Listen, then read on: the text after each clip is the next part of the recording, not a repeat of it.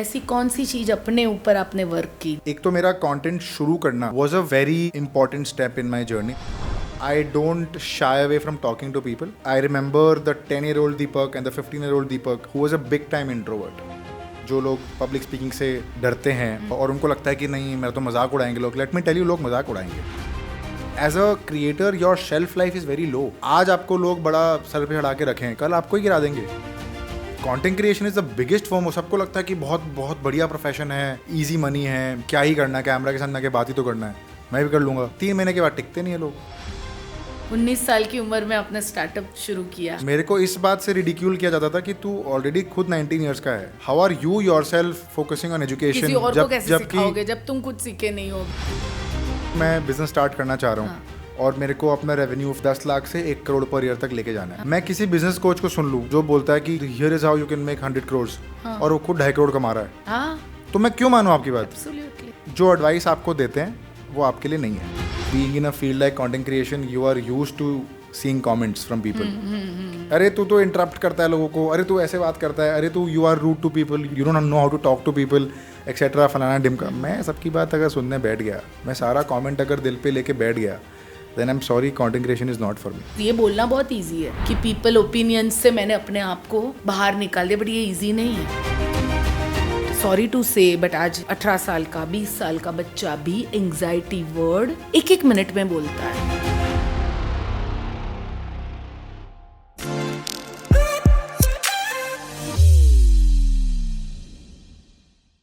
Hello everyone.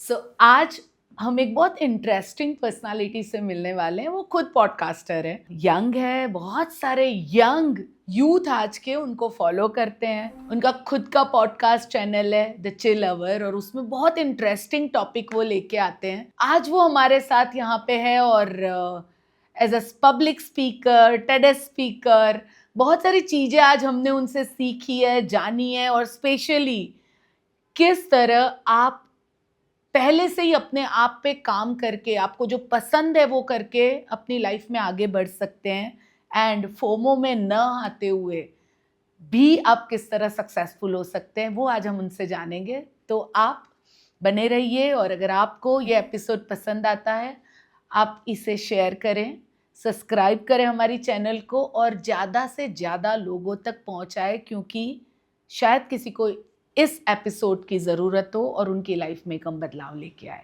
हाय दीपक जी, कैसे हो? Deepak. Thank you. मैं बोलने वाला था, आप प्लीज कॉल मी दीपक.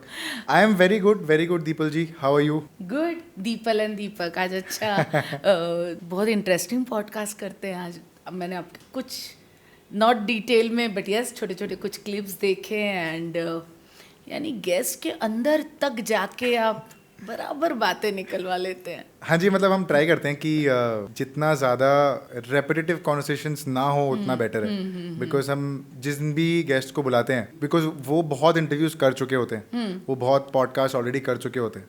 हम ये ट्राई करते हैं कि सेम कॉन्वर्सेशंस ना हो, तो थोड़ा सा हटके, थोड़ा सा पर्सनल लेवल पे जाके थोड़ा सा, मतलब मेरे में चुल बहुत है. It should have been called the Chull R and not the chill R, but ठीक है, that's the idea behind the show. Great. And थोड़ा सा आपका बैकग्राउंड जानना चाहेंगे हम. I am from Calcutta.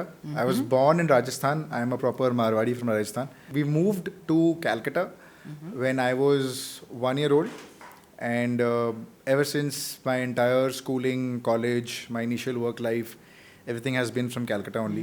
I went to Don Bosco School, Park Circus. So to those people who are listening, if you are my fellow schoolmates, then my husband is your fellow. He is also from Don Bosco. Oh, well done. तभी हमारी vibe हो रही थी इतनी अच्छी. So I'm from Don Bosco School, Park Circus in Calcutta. Then I went to St. Xavier's Calcutta for my undergrad. तो मैंने वो ख़त्म किया. उसके बाद मैं I started my first startup venture when I was 19 years old. When I was in college. वो कैसे इंस्पायर कर लिया 19 में आपको? मारवाड़ी वाला वो खून था कि कुछ करना है, डिफरेंट करना है, कुछ नया करना है, बट एक्चुअली आइडिया था नहीं कि क्या करना है. So I will go little backwards में 2 स्टेप पीछे जाता हूँ. जब स्कूल ख़त्म हुआ, ISC के मार्क्स आए, 12 के मार्क्स आए, तो पता चला कि ठीक है, चलो क्या करना चाहिए, कैसे करना चाहिए. My father is a qualified company secretary, so I asked him कि what should I pursue since commerce लिया था. ही वाज लाइक CA का फॉर्म भरो, शुरू करो पढ़ाई. मैंने कहा and I had no idea कि क्या करना चाहिए, तो मैं लग गया. जब मैं कॉलेज गया फर्स्ट ईयर में, तो मैंने देखा कि मैक्सिमम लोग यही कर रहे हैं.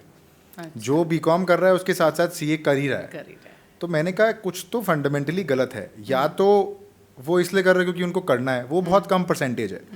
मैक्सिमम लोग इसलिए कर रहे थे क्योंकि बाकी लोग कर रहे थे. And that is something that didn't sit right with me. तो मैंने कहा कि चलो ठीक है, देखते हैं, करते हैं, फिगर आउट करते हैं. जैसे जैसे पढ़ते गया वैसे वैसे समझ में आया कि यार ये तो इसमें मज़ा नहीं आ रहा है, इसमें वो इंटरेस्ट नहीं आ रहा. And I don't see myself as chartered accountant working whether running my own practice और वर्किंग इन एनी कंपनी. तो मैंने कहा कि ठीक है, इससे निकलते हैं. But the exit from there also was very very very difficult, क्योंकि उस समय तक कंटेंट पिक्चर में नहीं था. एंड कंटेंट वर्ड भी उस टाइम ज़्यादा प्रेवलेंट था नहीं. Because I think I 10 years before. हाँ, 10 साल पहले की बात है ये. तो उस टाइम इतना ज़्यादा प्रेवलेंट था नहीं. उस समय यूट्यूबर करके एक वर्ड हुआ करता था कि आई am a YouTuber. Social media influencer भी था नहीं उस टाइम. तो मेरी फर्स्ट सेल्स पिच मेरे पापा को ही थी कि I want to become a YouTuber और मेरे को CA नहीं करना है. तो ये बोलने में मेरे को बड़ा हिम्मत लगा था कि यार ये तो मेरे को नहीं करना, और मेरे को कंटेंट क्रिएटर बनना है और यूट्यूबर बनना है और ये करना है और वो करना है. तो उनका पहला response as a typical parent यही था कि तुमको जो करना है करो, CA मत छोड़ो. अच्छा. मैंने कहा ठीक है. मैं मान गया. मैंने कहा ठीक है, मेरे को कोई प्रॉब्लम नहीं है, क्योंकि मन में मैं CA ऑलरेडी छोड़ चुका हूँ. मेरे को तो कंटेंट में एंट्री चाहिए थी, जो कि मेरे को मिल गई. तो मैंने कहा चलो ठीक है, शुरू करते हैं. कंटेंट जैसे तैसे शुरू कर दिया. फिर कोविड आ गया. तो कोविड में अब कोई मेरे से पूछता है ना कि तुमने CA करना कब छोड़ा, मेरे पास कोई डेफिनेट आंसर नहीं है, क्योंकि मेरे को भी नहीं पता मैंने कब छोड़ा. अपने आप वो छूट गया अपने आप, क्योंकि कोविड आया. उसके बाद मैं लास्ट अटेम्प्ट दिया, उसमें मेरे कुछ 4-5 नंबर से छूट गए थे. I failed because of the last 4-5 marks short पड़ गए थे. मैंने कहा यार अब 4-5 नंबर और लाने के लिए मैं 6 महीने तो नहीं लगा रहा. This is not something I am doing. तो side by side I start creating content. And मैंने कहा चलो ठीक है, देखते हैं. कोविड आया. क्या एज थी वो आपकी तब? 22 is when I start creating content. Okay. क्योंकि मेरे को लगा नहीं ये तो कुछ ये नया फील्ड कुछ तो आ रहा है, और एक्सपेरिमेंट करते हैं, देखते हैं क्या होता है. राइट. करता गया, थोड़ा किया, थोड़ा मज़ा आया, बहुत कुछ सीखा. I believe content creator is a production house in itself, जो सब कुछ एक साथ खुद ही करता है. बट वही माई पॉइंट इज, मैं CA छोड़ना was a very big step in my life, क्योंकि मेरे को लगा कि नहीं यार ये तो मेरे को नहीं करना. और that was the first time I showed courage in life कि यार मैं पापा से, और पापा का और सन का थोड़ा रिश्ता थोड़ा सा अजीब सा होता है, specially in a country like ours. क्या रिएक्शन था तो? पहले तो मैं रूम में बंद था, मैं पढ़ाई कर रहा था. आई विविडली रिमेंबर मैं इनडायरेक्ट टैक्स की पढ़ाई कर रहा था. तो मैंने बुक बंद किया ज़ोर से. मैंने कहा अब तो मैं जा रहा हूँ, हॉल में बैठूंगा और पापा बैठे हैं. अब typical papa on a Sunday is wearing ganji and shorts and watching Modi ji on TV. That is and having a chai का cup on the table side में. That is a typical papa on a Sunday evening. तो मैंने कहा ठीक है, to disturb a father while he is watching news is the worst thing you can do as a child. मेरे को नहीं पता था, मेरे को बाद में पता चला, नहीं तो मैं भी डिस्टर्ब नहीं करता. मैं चला गया, बैठ गया सोफा के पास. अब मैंने देखा वो बहुत सीरियस बात देख रहे हैं, कुछ तो मोदी जी बोल रहे हैं, वो बड़ा ऐसे सीरियसली हाँ. मैं देखने लग गया. मैंने कहा यार ये तो सही टाइम नहीं है ये बोलने का कि मैं CA छोड़ने वाला हूँ. तो मैं वापस आ गया रूम में और पढ़ाई करना शुरू कर दिया. तो पहली बार तो मैं बोल ही नहीं पाया properly, but over the time मैंने बोलना शुरू किया कि मेरे को नहीं करना, मज़ा नहीं आ रहा, ये नहीं आ रहा, वो नहीं आ रहा. And the problem is not with the parent directly, the problem is with the parents friends, जो आस पास उनको प्रोवोक करते हैं कि अच्छा पारिक जी आपका बेटा क्या कर रहा है, ओ उसने CA छोड़ दिया, अच्छा, अरे तो गड़बड़ हो गया, पूरा करियर क्या कर रहा है वो आजकल अपने जीवन में, उसका जीवन सुधार लो. एंड उससे मेरे को ज़्यादा प्रॉब्लम थी. तो एनीवे पर इन सब में मॉम भी बेचारी फंस जाती होगी ना बीच में. आप दोनों के बीच में वो फंसती होगी. तो वो मतलब उनका, my mom is a housewife and she is not working anywhere, but I think she is doing the most important, most hard working job that any person can do. तो उनका ये था कि she basically wants me to be successful in life and see me happy in life. Finally मैंने बोला पापा को कि ऐसा नहीं करना, ये नहीं करना. कंटेंट शुरू किया, कोविड आ गया, कोविड में अब रील्स आ गया और टिकटॉक बैन हो गया। जैसे ही रील्स आई वैसे ही मैंने रील्स बनाना शुरू कर दिया। मैंने कहा चलो देखते हैं, let's see where this goes. धीरे धीरे शुरू किया, एक वीडियो फटा, दूसरा वीडियो फटा, तीसरा वीडियो फटा, and I am like suddenly मैं ऐसी क्या बातें कर रहा हूँ जो सडनली 100,000 व्यूज़ आ रहे हैं एक रील में, 200,000 व्यूज़ आ रहे हैं और मेरे फॉलोअर्स है 600। मतलब ये कैसे हो रहा है? हाँ. तो मेरे को लगा ये कुछ तो चमत्कार हो रहा है, दिस इज़ इंटरेस्टिंग, करते हैं इसको थोड़ा और। तो 2 महीने कंसिस्टेंटली किया तो 10,000 12,000 फॉलोअर्स हो गए।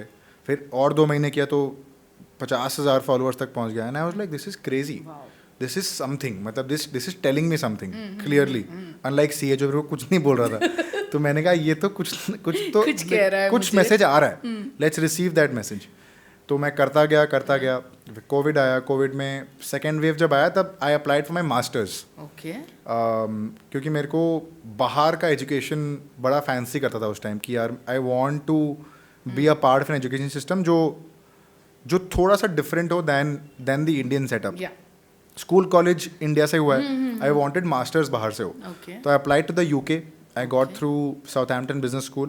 तो मैं वहाँ गया मास्टर्स के लिए, वहाँ 1.5 साल स्पेंड किया, अच्छे से सीखा क्या कल्चर है, किस तरह के लोग हैं, क्या प्रायोरिटाइज किया जाता है, क्या वर्क कल्चर है, क्या वर्क लाइफ बैलेंस है। सैटरडे संडे बंद मतलब प्रॉपर बंद, नो ईमेल्स का रिस्पॉन्स आएगा आपके पास, ना कोई कॉल उठाएगा, ना कोई ऑफिस जाता है, कुछ भी नहीं, strictly Monday to Friday 9 to 5। तो वो सब सीखा, then I move to Bombay. So this is bin the journey so far. इन ये पूरे जर्नी में बहुत सारी ऐसी चीज़ें हुई है जो मैं सीखा हूँ as a 28-year-old adult. And कोई 2-3 इंटरेस्टिंग चीज़ बताएंगे आप कि जो आपको यानी यू फील लाइक कि यार इसमें ये सही भी हुआ और ये गलत भी हुआ? एक तो मेरा कंटेंट शुरू करना was a very important step in my journey because as a 28-year-old right now I don't shy away from talking to people, but I remember the 10-year-old Deepak and the 15-year-old Deepak who would not talk to people, who was a big time introvert, who would just sit in his own shell. वो class के last bench पे बैठ के छुप के बैठता था कि नहीं यार कहीं मेरे को टीचर पकड़ ना ले, कहीं कुछ पकड़ ले तो मेरे को क्वेश्चन पूछ लेगी तो मैं आंसर क्या करूँगा, एम्बैरेसमेंट हो जाएगा। आई रिमेंबर क्लास 5-6 में था तो मेरे को बुली भी किया गया था स्कूल में। वो फिर फाइट बैक किया थोड़ा बहुत अपने कैपेसिटी में एज अ 10-12-year-old। क्लास 11 में था, I stepped up on stage for the first time, I hosted a competition, a show back in school, और मेरी जो मजाक उड़ाई गई है मतलब मैं बता नहीं सकता। But that competition, that hosting experience taught me so many things about myself. Okay. एक तो कि मेरे को नहीं करना चाहिए और मेरी एक लर्निंग ये कि अगर बहुत लोग जो ये देख रहे हैं, जो लोग पब्लिक स्पीकिंग से डरते हैं और उनको लगता है कि नहीं मेरा तो मजाक उड़ाएंगे लोग, लेट मी टेल यू, लोग मजाक उड़ाएंगे। इट इज़ बट नेचुरल, क्योंकि तुम भी उड़ाते हो, you are no different. But that one competition shaped me up for the stage कि यार नहीं, this is something I enjoy doing. उसके बाद जब मैंने अपना फर्स्ट स्टार्टअप शुरू किया था when I was 19 years old. I want to know about that. 19 साल की उम्र में आपने स्टार्टअप शुरू किया। सो आज की टाइम पे तो बहुत ही नॉर्मल हो गया है कि Zepto founders were 19 when they started. 14-15 साल के बच्चे आजकल कुछ आइडियाज लेके आ रहे हैं, क्या अमेजिंग आइडिया लेके आते हैं। इंटरेस्टिंग चीज़ें चल रही है आजकल। But I just feel that जब मैंने शुरू किया था तब इतनी ज़्यादा बातें नहीं होती थी स्टार्टअप्स को लेके, that as a 19-year-old how are you even thinking of running a business. तो मेरे दिमाग में था कि चलो ठीक है शुरू करते हैं, देखते हैं वेयर दिस गोज। और सबसे ज़्यादा ज़रूरी तो मेरे को सीए से निकलना था। मेरा मैं एस्केप ढूंढ रहा था बेसिकली कि कैट की पढ़ाई कर लेता हूँ, कुछ दिमाग लगा लेते हैं, धंधा में दिमाग लगा लेते हैं, कुछ बेच लेते हैं, कुछ ये कर लेते हैं, वो कर लेते हैं। But I met my then cofounder Mohit, and मैं मोहित से मिला, मोहित कह रहा है ऐसा ऐसा आइडिया है, would you love to partner. मैंने कहा हाँ, मैं तो सेकेंड ईयर में हूँ, and I made it very clear कि मेरे को अभी कुछ नहीं आता है, मैंने आज तक कहीं काम नहीं किया है, I mean second year of college, मैं कहाँ काम करूँगा। तो ही वाज लाइक नहीं ठीक है, नो स्ट्रेस, तेरे को सिखा दूंगा बेसिक्स, ये इस पे काम करते हैं, उस पे काम करते हैं। मैंने कहा ठीक है। So I started working, and काफ़ी इंटरेस्टिंग मॉड्यूल्स हमने बिल्ड किए, कुछ इंटरेस्टिंग करने का ट्राई कर रहे थे हम। We were trying to become the first education platform to impart practical learning based on professions. तो अगर कोई CACS कर रहा है, उसका प्रैक्टिकल एस्पेक्ट क्या है। अभी तो ये सबसे ज़्यादा करेक्ट। तो वो एडटेक उस टाइम बूम ही कर रहा था कोविड के टाइम। तो हम पूरा फुल फ्लेजेडली लग गए। बहुत करेज लगा to actually face my classmates and my college mates only कि तू पहले ऑफिस जा रहा है, अपना स्टार्टअप पे ध्यान दे रहा है, और फिर तू कॉलेज आ रहा है, और कॉलेज आके फिर तुम्हारा ये इस चीज़ को लेके मजाक भी बनाया जा रहा है कि तो ये क्या कॉलेज कर, तेरा खुद का करियर सॉर्टेड नहीं है, तो बाकी लोगों का करियर कैसे सॉर्ट कर रहा है। Because we would also give counselling and workshops to schools and colleges. तो मेरे को इस बात से रिडिक्यूल किया जाता था कि तू ऑलरेडी खुद 19 ईयर्स का है, how are you yourself focusing on education, किसी और को कैसे सिखाओगे जब तुम खुद सीखे नहीं हो अभी तो पूरा। जबकि तुम्हारी खुद की एजुकेशन कंप्लीट नहीं हुई है। वही। तो ये बात मैं रोज सुनता था। रोज मैं ऑफिस जा रहा हूँ, रोज मैं एक अच्छे माइंडसेट से वापस निकल के आ रहा हूँ, और मेरे को बड़ा गुस्सा आता था। बट जब से कंटेंट पिक किया है, जब से स्टेज पे चढ़ना शुरू किया है, I think life is taken a 360 degree turn overall. जब से I have put myself out there and started becoming free from people's opinions. It took me a very long time. क्या आपने ऐसी कौन सी चीज़ अपने ऊपर आपने वर्क की जिससे ये, बिकॉज ये बोलना बहुत इजी है कि पीपल ओपिनियंस से मैंने अपने आप को बाहर निकाल दिया, बट ये इजी नहीं है। आई नो कि इसको बहुत टाइम लगता है और लोगों की ज़िंदगियाँ निकल जाती हैं, चाहते हैं पर कर नहीं पाते हैं। तो आप कुछ ऐसे टिप्स बता सकते हो जो आपने अपने आप पे काम किया, क्योंकि उसके बिना तो नहीं होगा ये। ऑफ कोर्स मैंने तो एक तो ये देखा कि एक तो मेरी लाइफ है, तो मेरे को पता है मेरे लिए क्या सही है। अगर मैं उनकी ओपिनियन मानूं तो they are coming from their own experience, तो वो तो कभी मैच होगा नहीं। Right. If you tell me Deepak content मत करो, जॉब कर लो, वो आप अपने एक्सपीरियंस से बोल रहे हो। राइट। मैं बोल रहा हूँ नहीं, मेरे को तो कंटेंट करना है, मेरे को तो कुछ बढ़िया इंटरेस्टिंग करना है, तो वह मैं अपनी एक्सपीरियंस से बोल रहा हूँ। Over time I have realised how to filter advice. Okay. आप मेरे को बोल रहे हो कि नहीं दीपक तू तो पॉडकास्ट करता है पर अच्छा नहीं करता, तो कुछ और किया कर। अब is it coming from somebody who runs a successful podcast herself और हिमसेल्फ, और is it coming from some random Tom Dick and Harry in the YouTube comment section? मैं क्यों बात मानूं आपकी, राइट? तो वो मैंने सोचा कि नहीं यार, I need to filter out my advice, I need to figure out कि यार ठीक है चलो, ये अगर बोल रहा है और इसको पता है इसके बारे में ये क्या बोल रहा है और इसने खुद ने किया है। यानी इतना इम्पोर्टेंट और सिंपल बात आपने बताई है कि जिसने जिसमें मास्टर्स की है प्रॉपर, अगर वो हमें कुछ बताता है तो 100% हमें इसको सुनना चाहिए और इम्प्लीमेंट करना चाहिए अगर हमें ठीक लगे तो। बट जिसने किया ही नहीं है वो पूरी दुनिया का सुनते बैठेंगे तो कुछ नहीं होगा। वही तो। अब बहुत लोग ये बोलते हैं कि अगर मान लो मैं बिजनेस स्टार्ट करना चाह रहा हूँ और मेरे को अपना रेवेन्यू फॉर एग्जांपल 10 लाख से 1 करोड़ पर ईयर तक लेके जाना है फॉर एग्जांपल, मैं किसी बिजनेस कोच को सुन लूँ जो बोलता है कि यार here is how you can make 100 crore, और वो खुद 2.5 करोड़ कमा रहा है, तो मैं क्यों मानूं आपकी बात?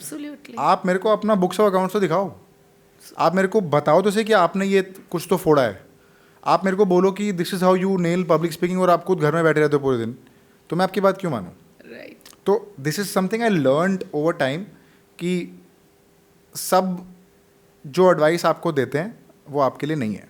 बट दीपक आपको एक बात बताऊं, यंग एज में कुछ रिलेटिव्स और घर के लोग भी तो एडवाइस देते होंगे, और वहाँ पे आपको लाइन ड्रॉ करना डिफिकल्ट होता होगा। हाँ, तो वो अब मैं अपनी तरह से मेंटली शट डाउन कर देता हूँ कि हाँ कि मतलब you don't want to be rude to people, but अंदर नहीं जाने देना है। हाँ, मतलब मैं यहाँ से सुनता हूँ, यहाँ से निकाल देता हूँ। It is very simple. मतलब I have realized this one thing Deepal ji, कि अगर मैं सबकी बात सुनते बैठ गया तो फिर मैं खुद की नहीं सुन पाऊंगा और मैं काम नहीं कर पाऊंगा। Okay, great. And being in a field like content creation, you are used to seeing comments from people. अरे तू तो इंटरप्ट करता है लोगों को, अरे तू ऐसे बात करता है, अरे तू you are rude to people, you don't know how to talk to people etcetera, फलाना ढिमका। मैं सबकी बात अगर सुनने बैठ गया, मैं सारा कमेंट अगर दिल पे लेके बैठ गया, then I am sorry, content creation is not for me. Perfect. Because everybody now has an internet connection and everybody is entitled to their opinion. And YouTube, Instagram एक public forum है जहाँ आप कुछ भी कभी भी लिख दो। यहाँ पे ये भी है ना कि वो बंदा कौन से स्टेट ऑफ माइंड में ये चीज़ सुन रहा है, करेक्ट, वो कैसे ले रहा है, वो भी तो है। उसका खुद का कहीं का फ्रस्ट्रेशन हो, वी डोंट नो. ये गैरी वी एक बहुत इंटरेस्टिंग एंटरप्रेन्योर है अमेरिका का. हाँ. वो ये बात बोलता है कि I really empathise with people who give hate comments. I feel bad for them because they are not in a state of mind to actually comprehend that, and they are trying to spit out hate comments on you as a result of showing their anger with their own life. They are unhappy with their own life, which is why they are trying to portray it on your life, thinking अरे मैं इस पर अगर गुस्सा निकाल दूँ तो मेरी लाइफ थोड़ी सी बेटर हो जाएगी, मैं दिमाग से थोड़ा सा हल्का हो जाऊंगा कि हाँ यार ठीक है आज मैंने गुस्सा निकाल दिया, मेरे को अब अच्छा लग रहा है. वो वेंट आउट करते हैं. सो if I listen to everybody, and your point is absolutely valid, जहाँ पे घर वाले कुछ बोलते हैं या रिलेटिव्स कुछ बोलते हैं, और मैंने जैसा कि मैंने पहले भी आपको बोला, it is not directly the parents in most cases जिससे प्रॉब्लम होती है. It is parents, relatives, friends, कोई बुआ, कोई दूर की मामी, कोई दूर की मासी, कोई दूर के फूफा जी आके बात बोल जाता है कि अरे आपका लड़का तो सुधार लो, लाइन से हाथ से निकल गया है, ये कर रहा है, वो कर रहा है. मैंने ये देखा है कि एक साइड के लोग जो बहुत ही सपोर्टिव है, जो बोलते हैं कि अरे यार ये तो हम तुमको बचपन से देखते आ रहे हैं, तुम कैसे शाय किस्म के होते थे, तुम बात नहीं करते थे, डरते थे, आज तुम स्टेज पे बात कर सकते हो, आज तुम इंटरव्यूज कर सकते हो, आज तुमको एक बात करने का तरीका आ गया है, तुम्हारी लैंग्वेज और पॉलिश हो गई है, हिंदी और स्ट्रांग हो गई है. और एक साइड के लोग ये बोल रहे हैं अरे शादी क्यों नहीं कर रहा. मतलब ये दो टाइप के ऐसे कमेंट्स आ रहे हैं जो मैं कंफ्यूज्ड हूँ कि ये एक ही परिवार से है. ये जो पब्लिक स्पीकिंग आप कह रहे थे, तो क्या पब्लिक स्पीकिंग में आप कौन सी चीज़ आप सबसे ज़्यादा एंजॉय करते हो? जब मैं भी स्टेज पे जाती हूँ, मैं भी पब्लिक स्पीकिंग करती हूँ, तो मुझे जब जैसे बहुत सारे लोग बैठे हैं ना, उसमें दो चार की भी आंख में वो जो चमक आने लगती है ना, जो ऐसे बैठे हैं ना तो धीरे धीरे ऐसे लगने लगते हैं ना, वो मुझे बहुत ज़्यादा एक कहते हैं ना कि एक एन्जॉयमेंट देते हैं. तो आपको ऐसी कौन सी चीज़ अच्छी लगती है जब आप स्टेज पे जाते हो? तो मेरे लिए तो सबसे ज़्यादा इम्पोर्टेंट है कि अगर मैं किसी को हंसा दूँ, अच्छा, तो वो सबसे बड़ा प्लस पॉइंट है मेरे लिए. मेरे लिए ताली से ज़्यादा ज़रूरी हंसी है. मतलब it's not just the smile, it's the laughter. हाँ, मतलब मैं LOL वाली लाफ्टर. मैं बॉर्डरलाइन स्टैंड अप कॉमेडी करके आता हूँ जाके स्टेज पे. मैं मतलब ज्ञान की बातों के साथ साथ मतलब 4 जोक मारा और 2 ज्ञान की बातें कर दी. That is something that I have realized what works for me when I am the speaker. क्योंकि एक तो that's the kind of mahaul I want. I don't want a very serious mahaul जब मैं कोट पैंट पहन के एक प्रेजेंटेशन कि हाँ. पर आज का यूथ ये नहीं, उनको पसंद भी नहीं आता है. उनको नहीं पसंद आएगा. उनको चाहिए उनके लिंगों के हिसाब से, जेनजी लिंगों के हिसाब से कुछ बढ़िया सा मजाक बना जाए करो और उसके बीच में ज्ञान दे दो, थोड़ा सा रिलेशनशिप मसाला बता दो कि ये चल रहा है, वो चल रहा है. कुछ टिप्स भी दीजिए हमें. आपको क्या टिप्स की जरूरत है? मुझे नहीं, पर लोगों को तो बताइए. देखो मेरी बात तो लोग सुनते हैं. आप यूथ हो, आप आज के हिसाब से चीज़ों को करते हो, तो मैं भी तो सीखना चाहती हूँ. Please tell me. जितना मैंने सीखा है, it's been 12 years of me being on stage. एक तो ये है कि everybody before stepping on stage is scared. Everybody irrespective of whether he or she has spoken on stage for 15 years या तो वो फर्स्ट टाइम जा रहा है, is scared of the stage before stepping on stage. चाहे वो 20 साल से कर रहा है, चाहे वो उसने 2 महीने पहले शुरू किया है, एक सर्टन लेवल का डर सब में होता है. right? आपको लग रहा है नहीं मैंने तो 50 सेशन कर लिए, 100 सेशन कर लिए, अब तो मैं एकदम ही किल करके आ जाऊंगा. नहीं होगा ऐसा नहीं होगा. बिकॉज हर ऑडियंस अलग है. आपने एक ऑडियंस के सामने किल किया है, दूसरा ऑडियंस आपकी वो बातें समझेगी नहीं. जो अहमदाबाद में चलेगा वो हो सकता है बड़ौदा में ना चले, जो बड़ौदा में चलेगा वो हो सकता है राजकोट में ना चले. तो you have to understand the vibe of the audience also. So everybody is scared. B if you think you will mess up और उसकी वजह से आप नहीं करोगे तो आप अपनी ही पैर पे कुल्हाड़ी मार रहे हो. You should get up on stage and you should fight this fear. Because बात तो आपको जिंदगी भर ही करना है. आपको कहीं भी आपको लगता है कि आप पब्लिक स्पीकिंग तभी करोगे जब आपको स्टेज पे चढ़ के बात करनी है, but that has an indirect impact on you in your daily life conversations. कि आज मैं आपके साथ बैठा हूँ तो कैसे बैठना है, किस तरह का बात करना है. मैं अंडर कॉन्फिडेंट बैठा हूँ, हाँ नहीं ठीक है, या फिर मैं बहुत कॉन्फिडेंटली बैठ के आपसे बात कर रहा हूँ. बॉडी लैंग्वेज का बहुत फर्क पड़ता है, how you cover the stage is very important. Okay. PPT अगर आपके पास है तो don't look at the PPT always. PPT में पॉइंटर्स होने चाहिए, पीपीटी में पैराग्राफ नहीं होना चाहिए. That's the point of a PPT. बाकी I think don't memorize your script. ये बहुत बड़ी प्रॉब्लम, बहुत बड़ा मिस्टेक जो लोग करते हैं. मेरे को लगता है कि, और मैंने भी किया है, which is why I am telling people now, कि इनिशियल ये रहता है कि स्क्रिप्ट लिख लेंगे 2 पेज का और वर्ड बाय वर्ड रट के चले जाएंगे और स्टेज में जाके वॉमिट कर देंगे. This is not class 5. पर वो कनेक्ट ही नहीं होता वो है. कनेक्ट ही नहीं होगा. वो ऐसा लगेगा आपने एक AI बॉट बना दिया है और सामने आके आपके सामने वॉमिट कर दिया. That is not how it happens. So the idea is कि आप इंजॉय करो अपना stage time. Okay. B very important to set the context. कि आप अगर कॉर्पोरेट टॉक में जा रहे हो, असेस द ऑडियंस फर्स्ट. अच्छा. Read the room, very important. अगर कॉर्पोरेट टॉक दे रहे हो तो ड्रेस अकॉर्डिंगली. कॉर्पोरेट टॉक में आपका ये जैकेट, ये टी शर्ट, ये बैगी जीन्स, ये सब स्नीकर्स नहीं चलेगा. You will have to wear, put up a formal attire. या सूट पहन लो या शर्ट पैंट पहन लो, whatever. You need to maintain that attire.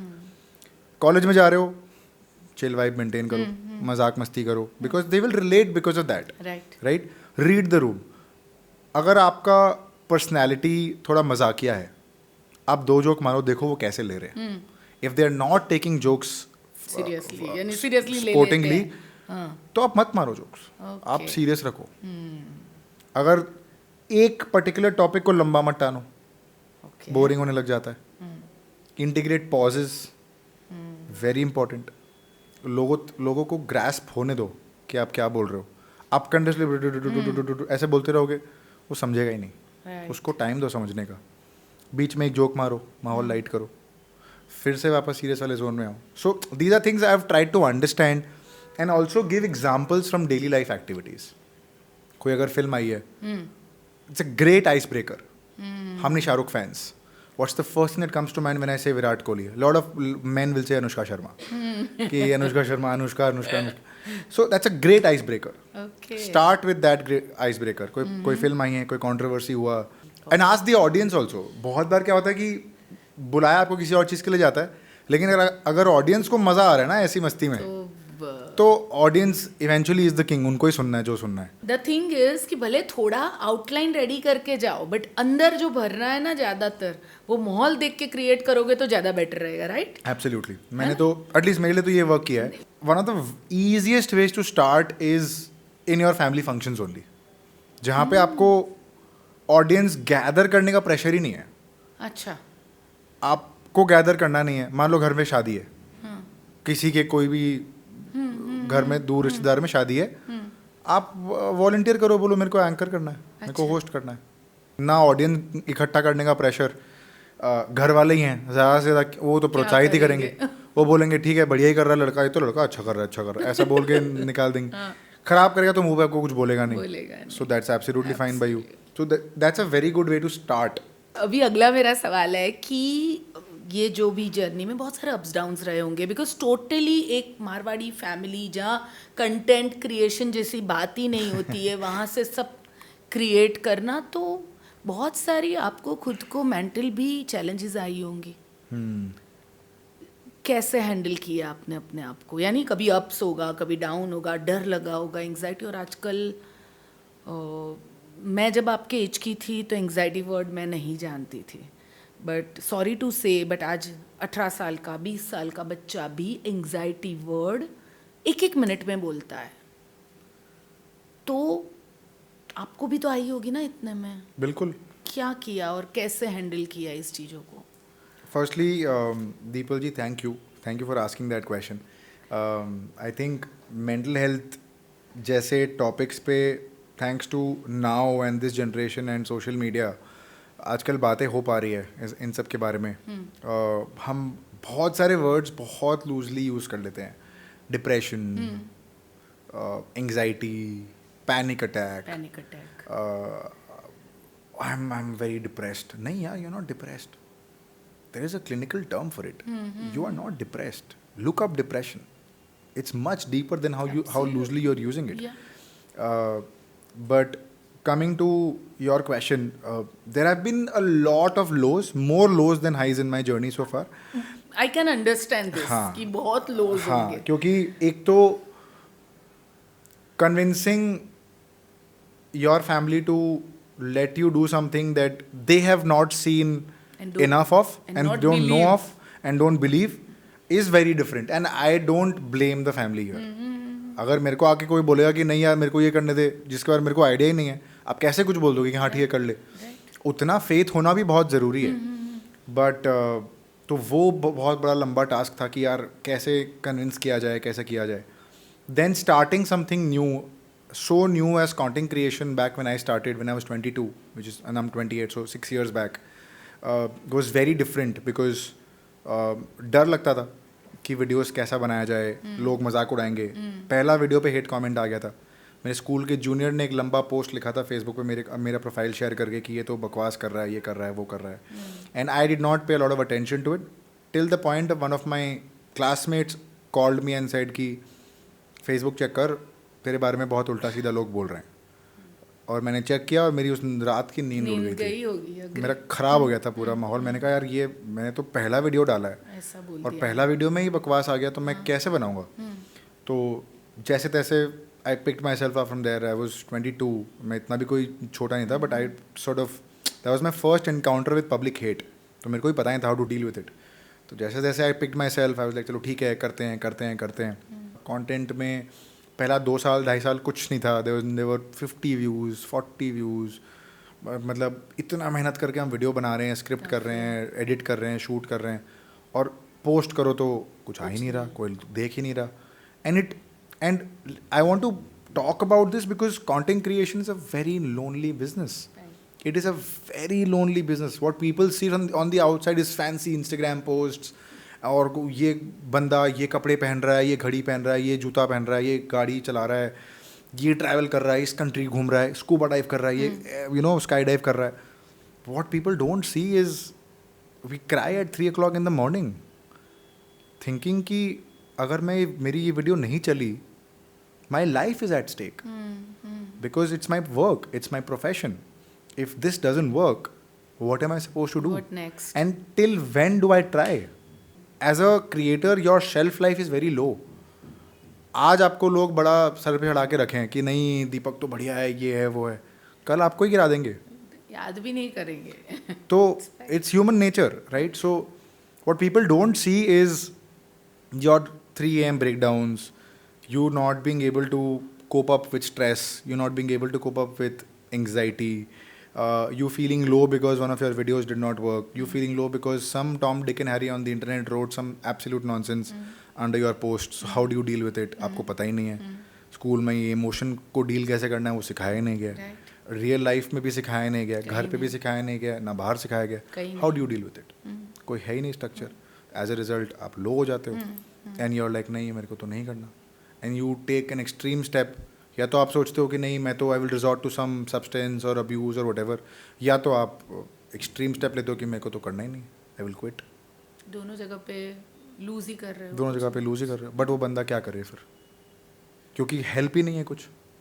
And mental health जैसी टॉपिक पे टेकिंग थेरेपी और seeking professional advice in a country like India is such a big taboo कि मतलब इट इज़ सो नॉर्मल कि अगर आपका शरीर अगर ख़राब हुआ है, फिजिकल शरीर अगर ख़राब हुआ है तो आप डॉक्टर के पास जाओगे ना.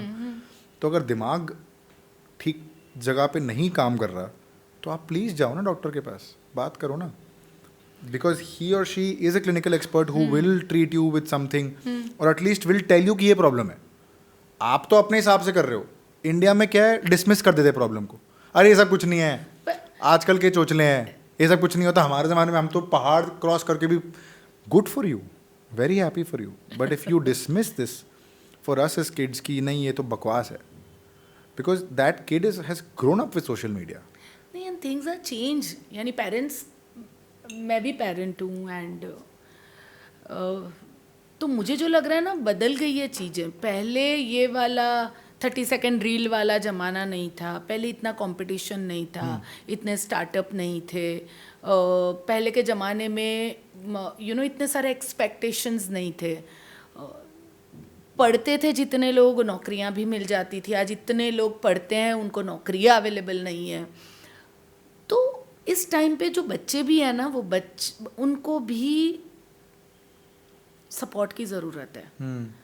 तो मुझे लगता है कि अगर उन्हें कोई हेल्प कर रहा है, मुझे नहीं लगता इसमें कोई गलत चीज़ है। मुझे लगता है ये अच्छी चीज़ है कि कल कुछ गलत करने से पहले, क्योंकि आजकल वीड और ये सब कॉमन होने लगा है, क्योंकि उनको ये मेंटल हेल्थ सपोर्ट नहीं मिलता है, तो कहीं ना कहीं से वो थोड़ी देर अपने आप को शांत करने के लिए कोई और चीज़ों में चले जाते हैं। तो मुझे लगता है कि इसमें पेरेंट्स को कोई प्रॉब्लम नहीं होनी चाहिए, बल्कि उन्हें खुश होना चाहिए कि मेरा बेटा अपनी चीज़ों को हैंडल, या मेरी बेटी अपनी चीज़ों को हैंडल करना सीख रहे हैं। एंड ये बहुत नॉर्मलाइज करना ज़रूरी है for both the parties, for kids and the parents side, to actually normalise this. क्योंकि आई अंडरस्टैंड कि पेरेंट्स के ज़माने का स्ट्रेस अलग है, पेरेंट्स अभी इस ज़माने में उनका स्ट्रेस वो भी और अलग लेवल पे है, but you have to understand that the kid of this generation has seen social media. इतना बड़ा comparison का loop है social media that to come out of this loop is very difficult. आपके टाइम पे social media नहीं था, मेरे जब आई एम 96 बॉर्न, मेरे टाइम पे भी सोशल मीडिया नहीं था। 2006, 5, 6, 7 में सोशल मीडिया आया है। I have seen Facebook in front of me, I have seen Instagram in front of me. और आजकल की जो जनरेशन है, जो जेन जी है, जो 2000, 2002, 2005 में बॉर्न हुई है, जो अभी 18, 19, 20 साल के हैं, उनके वो तो बॉर्न ही इंस्टाग्राम मतलब फीड से हुए हैं कि यार ठीक है, मतलब पैदा होते ही एक इंस्टाग्राम फीड आ गया सामने। उनके दिमाग में है ही वो इंस्टाग्राम कि अगर मैं स्टोरी डाल के कूल लगूंगा, अगर मैं ये डाल दूंगा तो अच्छा लगूंगा, अगर सबके सामने आई विल स्टैंड आउट, तो I have to portray a certain image, which is why a lot of kids wear certain things just to look a little different on social media. And ये perception है, it's perceived reality, it's not the reality, it's perceived reality कि मैं दिखाना चाह रहा हूँ कि मैं ऐसा हूँ, जबकि मैं ऐसा नहीं हूँ।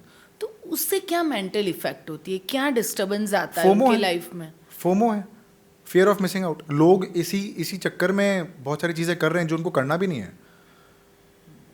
Content creation is the biggest form. सबको लगता है कि बहुत बहुत बढ़िया प्रोफेशन है, इजी मनी है, यू नो क्या ही करना है, कैमरा के सामने आके बात ही तो करना है, मैं भी कर लूँगा। 3 महीने के बाद टिकते नहीं है लोग। हाँ, पर मेरा यहाँ पे भी मुझे नहीं समझ में आ रहा है कि कहाँ सब बच्चे पैसे कमा रहे कंटेंट क्रिएटर से, क्रिएशन से। तो उनको लग रहा है कि ये प्रोफेशन में नहीं, सिर्फ प्रोफेशन की बात नहीं है। जो अभी आपने कितने साल किया, कितने सालों से आप 50 व्यू थे तभी भी करते रहे, आज भी आप कर रहे हो। बट जो एक थोड़ा सा स्पाइक के लिए आते हैं और फिर फॉर्मो फील करेंगे तो कैसे होगा? वही ना, तो कोई सेंस नहीं है। मतलब द आइडिया इज कि बहुत सारे बच्चे और बहुत सारे लोगों को ये लगता है कि इट्स अ ग्लैमरस वर्ल्ड। सबको लगता है अरे यार ये तो बहुत ईजी है, ये है वो है, हम कर लेंगे। जब घुसते तब लगता है कि ये तो बहुत ही डिफिकल्ट है, ये तो हमको पता ही नहीं था। कुछ मैसेज देना चाहोगे आप उन लोगों को? एब्सोल्युटली। डोंट जज फ्रॉम आउटसाइड, सिटिंग आउटसाइड। मतलब तुमको अगर लगता है कि इतना ईजी तो तुम पहले घुसो। पहले तुम बात ही कर रहे हो ना बाहर बैठ के, तुम घुस नहीं सकते, तुम्हारे में हिम्मत नहीं है। Let's face it. And I want to be brutally honest here, because तुम बाहर बैठ के तुमको सिर्फ बात ही करना आता है। तुम्हारा ये पर्सनैलिटी ट्रेट ही है कि तुम बाहर बैठ के बात करोगे। तुम इधर प्ले द गेम और don't watch the match. It's as simple as that.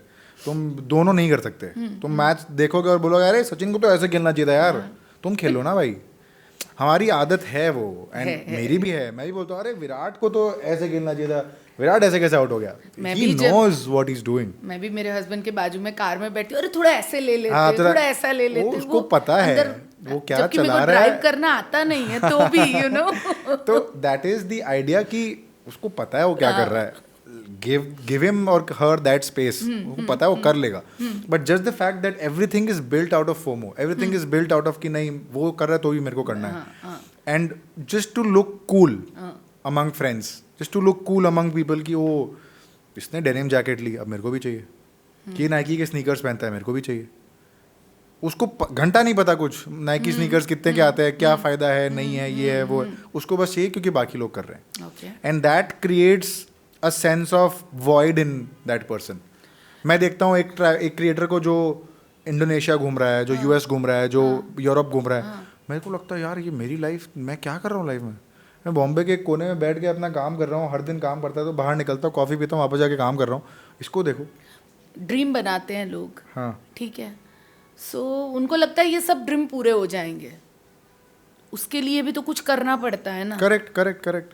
तो there is something, maybe patience, maybe something जो उनके अंदर लैक हो रही, या फिर वो एक फोमो में आके जो उनको करना है वो नहीं कर रहे हैं, पर किसी और को देख के वो डुप्लीकेट कर रहे हैं. बहुत बड़ी प्रॉब्लम है ये. And this is adding on to their mental health. ये बड़ा इम्पैक्ट कर रहा है उनको. उनको लगता है कि उनकी लाइफ फुलफिलिंग नहीं है. उनको लगता है कि अगर मैं इंस्टाग्राम पे मैक्सिमम लोग प्रिटेंड कर रहे हैं to become somebody that they are not. They are putting out a picture और a post, a very happy picture. वो लोग सिर्फ अच्छी अच्छी बातें ही दिखाते हैं कि आज मैं यूरोप गया, आज मैं बॉम्बे से, कोई बॉम्बे में लोकल ट्रेन का जर्नी व्लॉग नहीं करता है. सो डबल फेस बन गए हैं बेसिकली. हाँ. तो क्या करना चाहिए, कौन सा कंटेंट उनको क्रिएट करना चाहिए जिससे वो हैप्पीनेस फील करें? जो भी उनको सबसे ज़्यादा रेजोनेट करता है. Whether so I create podcast, मेरे को पॉडकास्टिंग में बहुत मज़ा आता है. That is something I do because I enjoy doing that. Right. आप किसी को देख के क्रिएटिव काम नहीं कर सकते. किसी को देख के कॉपी मत करो, पर जो आपको अंदर से आ रहा है, मजा आता है, यानी करके लगता है यार आज कुछ किया मैंने, यू शुड डू दैट. मजा plus the financial viability also. Great. ये देखो, ये यूथ वाली बात बोली आपने. गुड. मतलब अगर यू पीपल आर स्मार्ट. हम सिर्फ इमोशंस के तौर पे, यानी आपके जितने थे तो हमें तो ये समझता भी नहीं था कि इसमें हमें पैसे कहाँ मिलेंगे. बट आप लोग आजकल ये भी देखते हो कि ठीक है मुझे एंजॉय भी करना है, घूमना भी है, पर पैसे भी कहाँ आ रहे हैं वो भी देखना है. दिस इज इम्पोर्टेंट क्योंकि मतलब बहुत ज़रूरी है टू अंडरस्टैंड कि आप मज़े के लिए तो कर रहे हो, बट वो आपका सिर्फ पैशन है कि वो आपका प्रोफेशन भी है. When I was growing up, I always wanted to become a cricketer. I always wanted to become a cricketer because that's my first love. I watch test matches. पूरा 5 दिन में टीवी के सामने बैठता हूँ कि मेरे को देखना है test match. But at the same time, I know कि it's too late now for me to pursue something like this. So I'll play as a hobby, as a passion कि हाँ मेरे को पसंद है, मैं टर्फ में जाके अपने दोस्तों के साथ खेलूंगा, मेरे को बहुत मज़ा आता है, वापस आऊँगा, चिल करूँगा, कोई दिक्कत नहीं है. But is that my profession? No. This is a mix of what I do now is a mix of my passion and profession.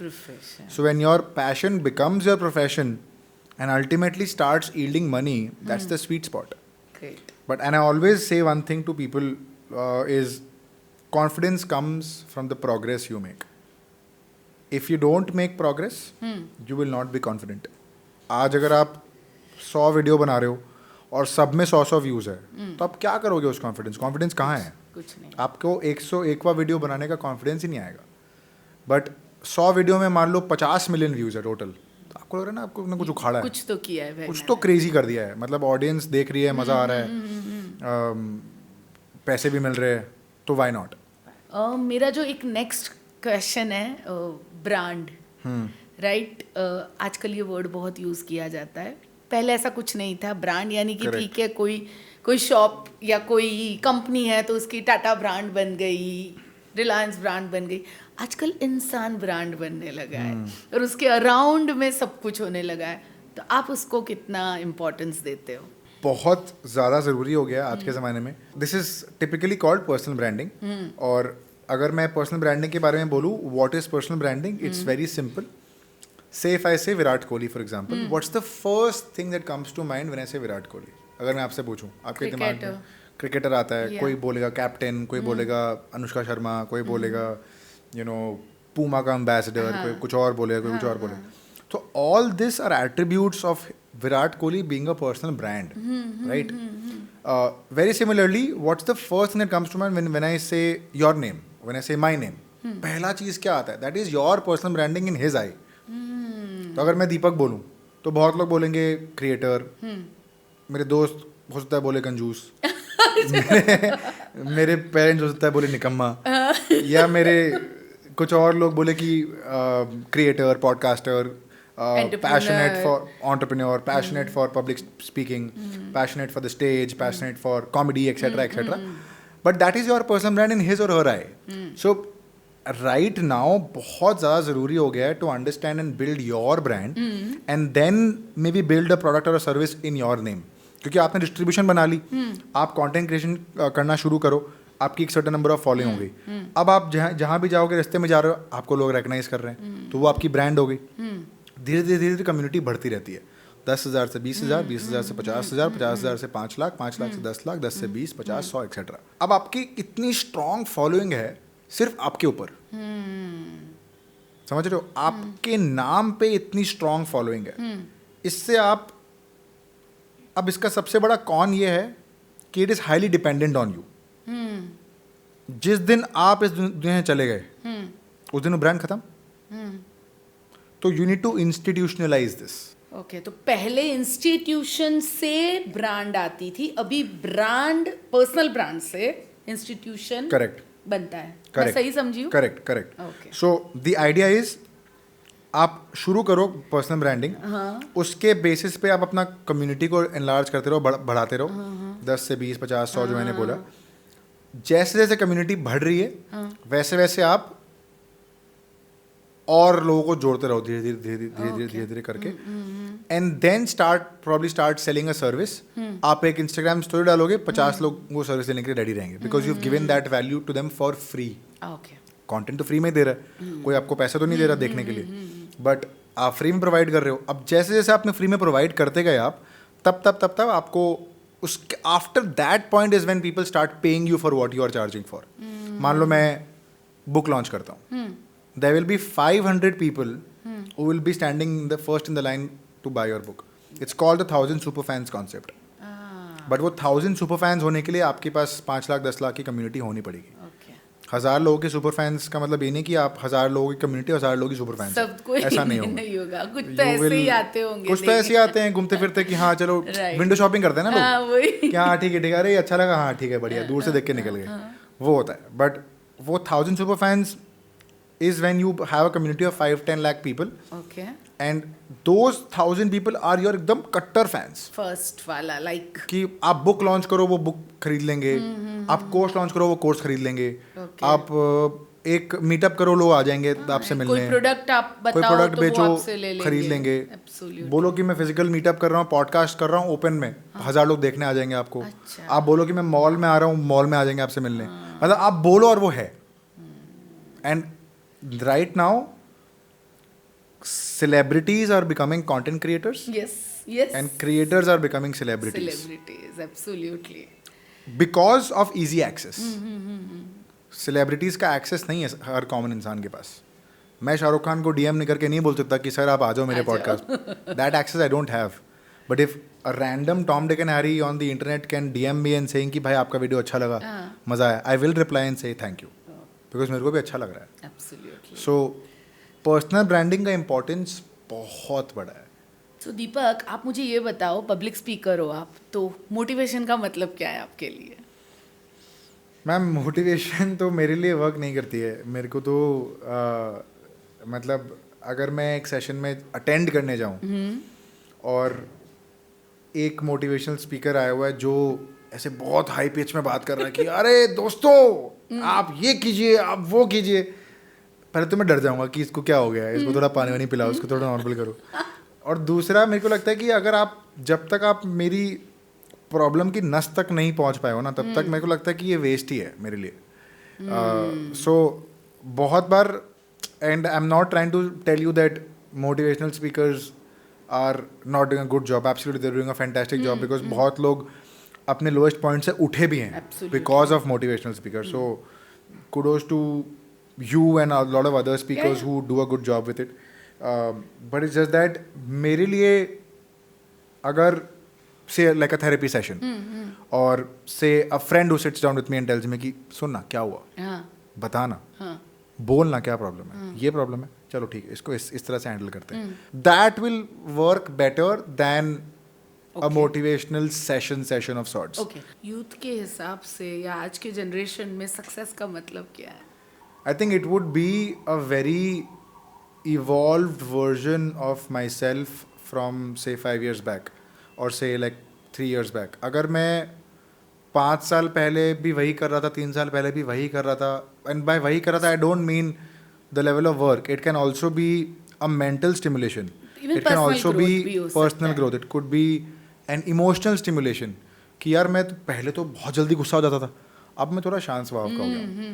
So I think if you've evolved from your version and it could be mentally, physically, emotionally, anything.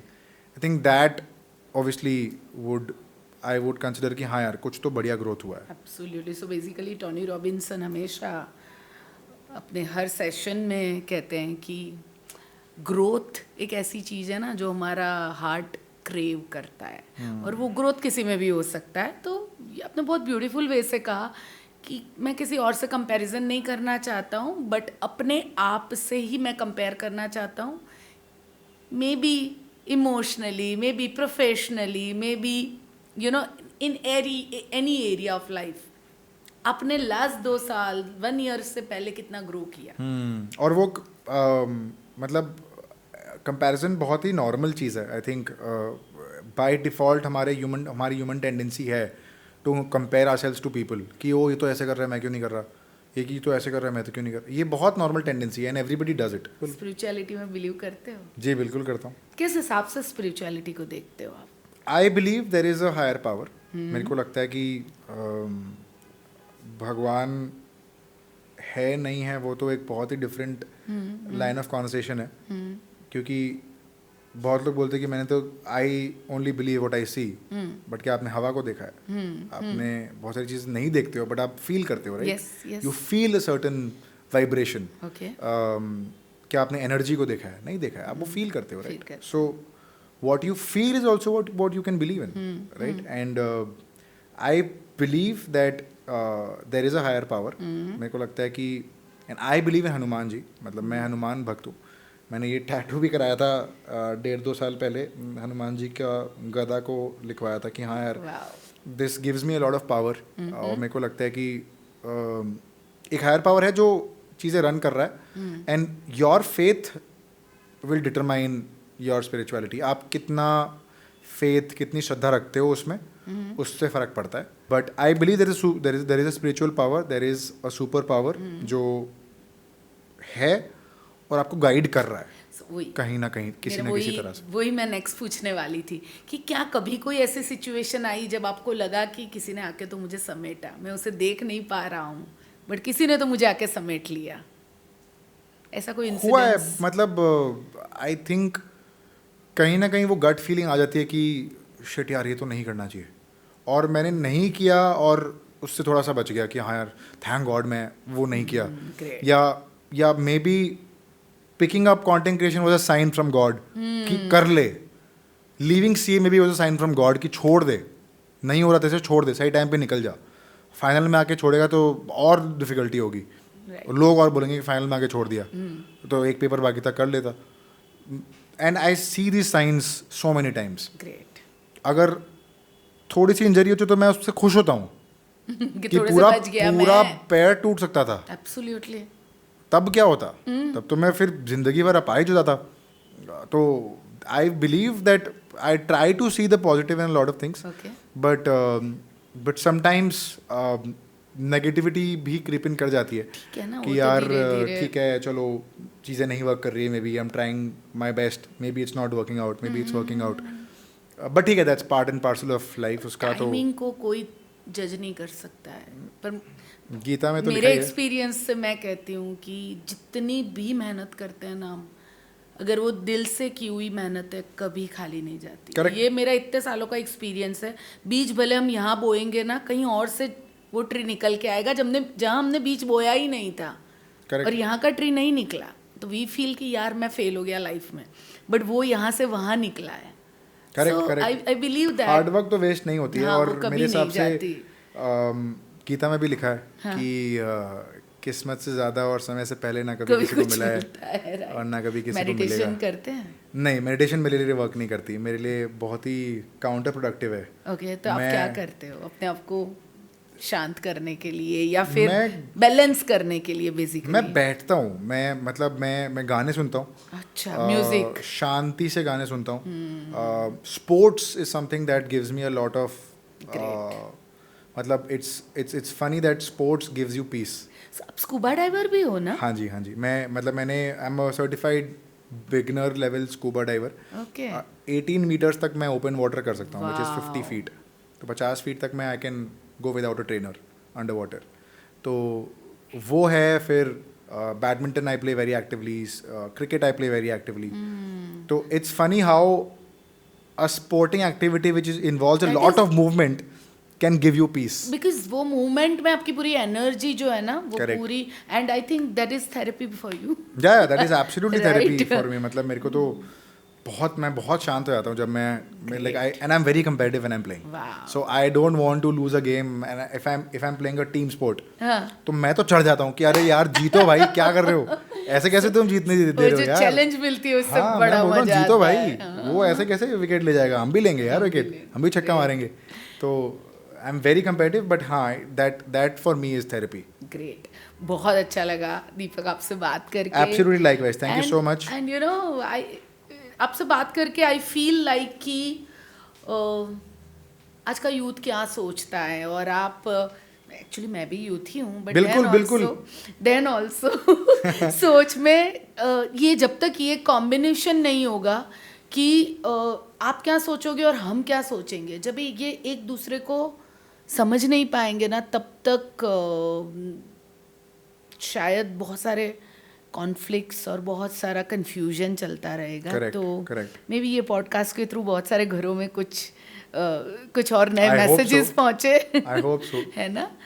Thank you so much. Thank you so much, Deepal ji, for having me. You've been a lovely host. You have a very good line of questioning, और कहाँ से आप कहाँ से कुछ जा के बातें निकाल लेते हो, which is a great quality to have. Thank you. So I enjoyed my time. Thank you so much for having me. Thank you and so I much. hope the audience enjoys it. Yes. And like, share and subscribe to Deepak Parikh. Sorry, Decode with Deepal on YouTube. Thank you so much. Thank you.